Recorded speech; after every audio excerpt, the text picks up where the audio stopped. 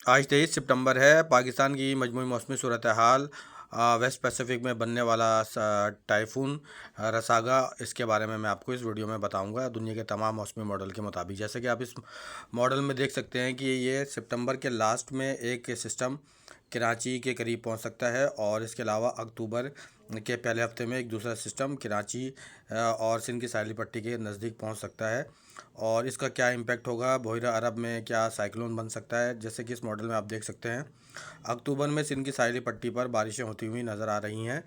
और इसके अलावा पाकिस्तान में अगले 5 से 7 दिनों तक पाकिस्तान के ज़्यादातर हिस्सों में मौसम की कोई बड़ी एक्टिविटी नज़र नहीं आती, क्योंकि मानसून अक्सर हिस्सों से, तकरीबन तमाम हिस्सों से इस वक्त विड्रावल हो चुका है, और मगरिबी हवाओं का कोई सिस्टम भी इस वक्त मौजूद नहीं है। जैसे कि आप इस ट्रॉपिकल मॉडल में देख सकते हैं कि सितंबर के लास्ट में और इसके अलावा अक्टूबर के फर्स्ट वीक में दो सिस्टम कराची के पास आ सकते हैं। अब ये समुद्री तूफ़ान बनते हैं या नहीं बनते हैं, इसके बारे में मैं आपको इस वीडियो में बताऊंगा। मुख्तलिफ मॉडल की मदद से कुछ पैरामीटर्स होंगे, कुछ अरबियन सी और खलीज बंगाल का समुद्री का जो समुंदर का दर्जा हरारत है, SST, सी सरफेस टेम्परेचर, तो इसकी मदद से मैं आपको बताऊंगा कि समुद्री तूफ़ान की कितने चांसेस हैं। तो जैसे कि आप इस दूसरे मॉडल में देख सकते हैं, ये सितंबर के लास्ट में एक सिस्टम कराची समेत सिंध की साहिली पट्टी पर आ सकता है, गुजरात पर ये आएगा, और गुजरात और मुंबई के पास आकर ये स्ट्रक हो सकता है, रुक सकता है। और इसके बाद, क्योंकि इस वक्त समुंदर का टेम्परेचर बहिरा अरब में 28 से 29 सेंटीग्रेड है, और इस वक्त खलीज बंगाल में इसका टेम्परेचर 30 सेंटीग्रेड है, तो खलीज बंगाल में इसके साइक्लोन बनने के चांसेस ज़्यादा हैं। और अगर इस दौरान बहिरा अरब का टेम्परेचर 29 से बढ़कर 30 सेंटीग्रेड तक हो जाता है, तो इसका मतलब ये है कि ये एक समुद्री तूफ़ान, ट्रॉपिकल साइक्लोन बन सकता है, कमज़ोर समुद्री तूफ़ान बन सकता है। लेकिन इसके बारे में भी हतमी पेशन गोई नहीं की जा सकती। अब मैं आपको ये चौथा मॉडल दिखा रहा हूँ। ये जिस तरह से आप देख सकते हैं कि इस वक्त समुद्री तूफ़ान रसागा इस वक्त साउथ चाइना सी पर मौजूद है, और यह आहिस्ता आहिस्ता ताइवान की जानिब बढ़ेगा, और ये अक्टूबर के फर्स्ट वीक में पाकिस्तान के अलावा मुत्तहदा अरब अमारात और ओमान पर भी इसका इम्पैक्ट आ सकता है। सुपर टाइफून रसागा इस वक्त कैटेगरी 5 से वीक होकर कैटेगरी 4 में आ गया है। लेकिन जिस वक्त ये कैटेगरी 5 में था, तो इसका टोटल रेडियस, यानी कि डायामीटर, रेडियस नहीं डायामीटर, इसका 1300 किलोमीटर था। जैसे कि मैंने 24 घंटे पहले अपनी वीडियो में बताया था यूट्यूब पर कि इसका रेडियस बहुत ज़्यादा होगा। तो अब तक का जितने भी टाइफून वेस्ट पैसिफिक में बने हैं, मगरबी बहरुल कायल में, तो इन सब में सबसे ज़्यादा डायामीटर इसका था 1300 किलोमीटर।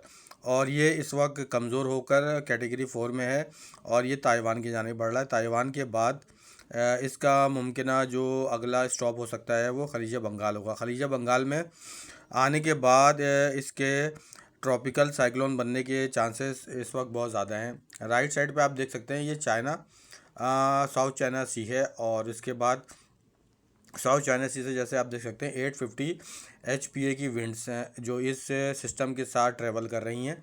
ये आहिस्ता आहिस्ता खलीज बंगाल में दाखिल होंगी अगले कुछ दिनों में। जैसे ये खलीज बंगाल में दाखिल होंगी, अब आप ये देख सकते हैं इंडियन मैप में, ये उड़ीसा या आंध्र प्रदेश के पास ये समुद्री तूफ़ान बन सकता है। और ये समुद्री तूफ़ान जब बनेगा तो ये उड़ीसा, छत्तीसगढ़, और इसके बाद इसका मुमकिन हदफ जो होगा वो मध्य प्रदेश, गुजरात और महाराष्ट्र होगा। गुजरात और महाराष्ट्र के पास ये सिस्टम आकर रुक सकता है, और जैसे ही ये बहिरा अरब में दाखिल होगा तो ये एक ट्रॉपिकल सिस्टम भी बन सकता है, जिसकी अभी तक कंफर्मेशन नहीं है, लेकिन लग तो ऐसा ही रहा है कि ये कुछ सिस्टम, ट्रॉपिकल सिस्टम बन सकता है।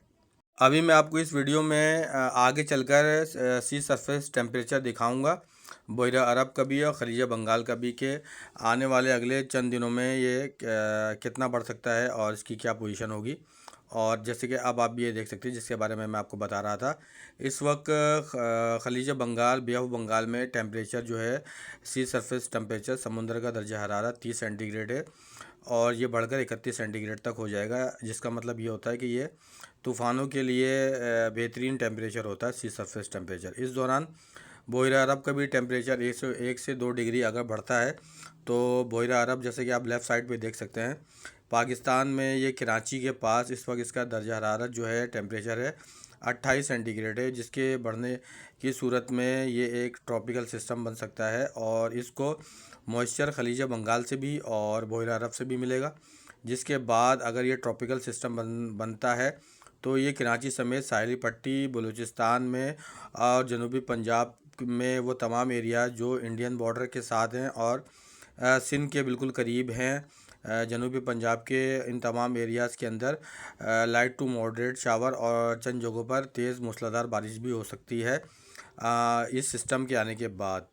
इस वीडियो में मैंने दुनिया के तकरीबन तमाम मौसमी मॉडल्स का इस्तेमाल किया है। अब एक मॉडल आप और देख सकते हैं कि जिस वक्त ये सिस्टम इंडिया में दाखिल होगा तो मगरिबी हवाओं का एक सिस्टम जो है वो जिसमें बारिश तो नहीं है, खुश्क विंड्स होंगी, तो ये कराची समेत पूरे पाकिस्तान में किसी भी सिस्टम को दाखिल होने से रोकेगा, इंटरसेप्ट करेगा। और जैसे ही ये सिस्टम जो खलीज बंगाल से पाकिस्तान की जानिब या बहरा अरब की जानिब आएगा तो ये इतना ताकतवर सिस्टम होगा कि ये मगरिबी हवाओं के जो खुश्क हवाएं हैं, विंड्स को ये पीछे की जानिब धकेलेगा। जिसके बाद जो सिस्टम है उसकी वजह से साहिली पट्टी पर कुछ असरात नज़र आएंगे। इसमें मज़ीद जो क्लैरिटी आएगी वो आहिस्ता आहिस्ता आती जाएगी। अगले 4 से 5 दिनों में तमाम सूरत हाल का सही तौर पर अंदाज़ा होगा कि इस दौरान क्या सूरत हाल बनेगी। लेकिन इस वक्त पाकिस्तान की मजमूई मौसमी सूरत हाल के मुताबिक पाकिस्तान में अगले 5 से 7 दिनों तक ज़्यादातर हिस्सों में मौसम खुश्क और गर्म रहेगा। जनूबी वस्ती और बालाई पंजाब में गर्मी की शिद्दत में इजाफा होगा। पिंडी, इस्लामाबाद, KPK, मालकन डिवीज़न में चंद जगहों पर बारिश के इम्कानात हैं। इसके अलावा तकरीबन पाकिस्तान के 80 से 90% हिस्सों में मौसम खुश्क और गर्म ही रहेगा। अब मैं आपको विंडी के मॉडल से भी बताता हूँ, क्योंकि मैंने सारे मॉडल का इस्तेमाल कर लिया था तो एक मॉडल विंडी का मॉडल रह गया था।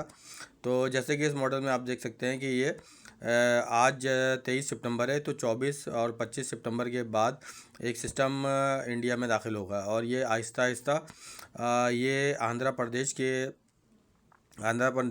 प्रदेश से ये मध्य प्रदेश में आएगा। उसके बाद महाराष्ट्र और गुजरात से होते हुए ये बहरा अरब में कराची के बिल्कुल करीब पहुंच सकता है, जिसके नतीजे में कराची में लाइट टू मॉडरेट इस वक्त तक की अपडेट के मुताबिक लाइट टू मॉडरेट बारिश होने के 50 से 60% तक चांसेस हैं। लेकिन इसमें मज़ीद जो नज़र आता है वो अगले 3 से 4 दिनों में इसके बारे में मज़ीद क्लियर हो जाएगा कि बारिशें कितनी होंगी।